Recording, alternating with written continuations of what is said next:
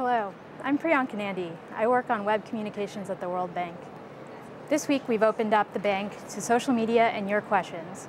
I'm here with your questions for Randy Newcomb, the President and CEO of Humanity United, a grant-making and direct impact organization dedicated to peace building and advancing human freedom. Thank you for joining us this morning. Thank you, Priyanka. It's good to be here. Thank you. So we have some great questions today from all over the world, so I'm going to start with the first one.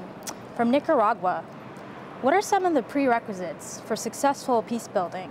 And how can peace building be achieved in countries with deteriorating governmental organizations? No, I think that's a great question. It's a complex question to answer in 1 minute. Yeah. But I do think that we can, honestly, I think we can narrow that down to two particular interventions. Frankly, I think it could be as simple as, first of all, let's make sure that we're educating girls. And secondly, let's make sure that we're giving jobs to boys. Yeah. I think obviously, all girls and all boys need jobs and need education. Right.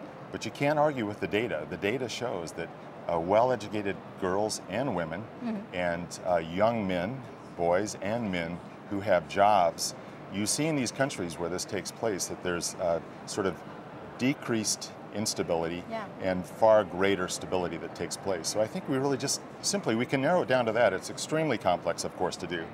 But if we can give education to girls and we can give jobs to boys, we'll see peace break out literally around the world. So education and employment, very important factors. That's right. Great. Our next question comes from the United States. How can some parents in underdeveloped countries be deterred from seeing children as commodities or free labor? Now, I'm sure that globally that takes case. Obviously, some parents may see their children as a commodity or as free labor, but I actually think it's important to reframe that question. Yeah. And I think the greater question is, how can we create a world where parents can raise healthy and resilient children? Absolutely. And I think that's really the broader question. I think parents in developing countries want the same thing that parents want in developed countries. And that's children that are healthy and that they're able to be raised in these sort of environments where they can really flourish. Yes. Ultimately, I think it's a combination of sort of very strong public policy that leads towards environments and states and countries that provide the sort of conditions for children to flourish.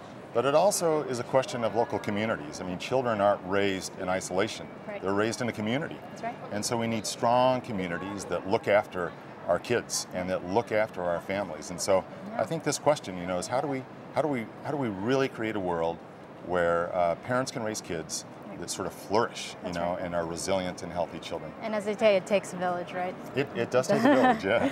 Our next question from the United States also is, with news of human trafficking rings affecting almost every continent and every economy, what approaches can national or local leadership take to reduce or even end modern-day slavery? Oh, I think that's such an important question, and actually the question, the individual who called that out really points to what the appropriate intervention is. It's both a national intervention and it's also a local intervention. Right. And I think, in the U.S. as well as literally around the world, at the national level, the data, if you look at the data on this, the data points to the extent at which standards are set for sort of justice and prosecution, that actually the incidence of trafficking begins to drop. And so it's really very interesting, actually. And so to the extent at which we can make sure that at the national level, there's a strong sort of public policy around prosecution of trafficking cases, then you set up this environment where it begins to reduce it. But that's not enough. In addition to that, we really need at the local level communities coming together to address the trafficking case. So the reality is that human trafficking exists in the dark shadows of our communities. Yes. And we can't allow those dark shadows to exist, and we need local communities to shine a light on that. So schools and community centers and places of worship and neighborhoods really need to be engaged in shining a light on those places where they believe, they might understand that trafficking is taking place, supporting law enforcement to engage, and then, really pursuing heavy, strong prosecution of those cases where they emerge. Absolutely, very good points made. And from the Philippines, we have, from the recent social media campaigns bringing attention to Joseph Kony and his crimes.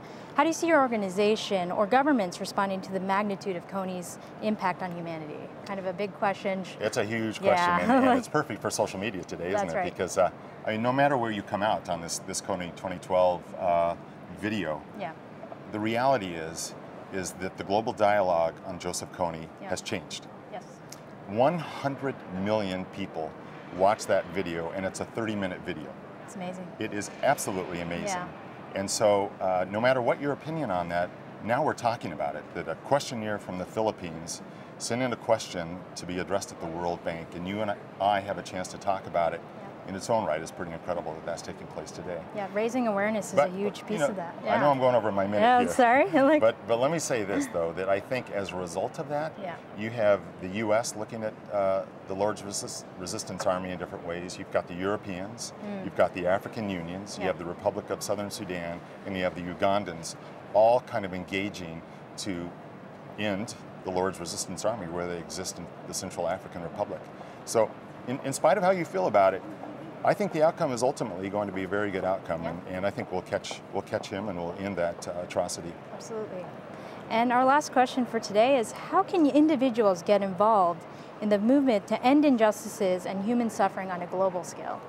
You know, that on the face of it, one might say that's kind of an idealistic question, but I actually don't believe it is. I think we're in a really interesting era right now where with the positive side of globalization, with far greater transparency that is happening around the world, with this kind of legal architecture that is developing around ending mass atrocities. If you look at the Rome Statute in the early 21st century, if you look at the development of the International Criminal Court, you know, the trajectory of history is moving us to a place where impunity won't be allowed in ways that it has in the past. Now, if you take what's emerging historically, and I think begin to align that with what's happening with social media, leaders around the world no longer can sit back and say, you know, they didn't hear from their societies around how we can end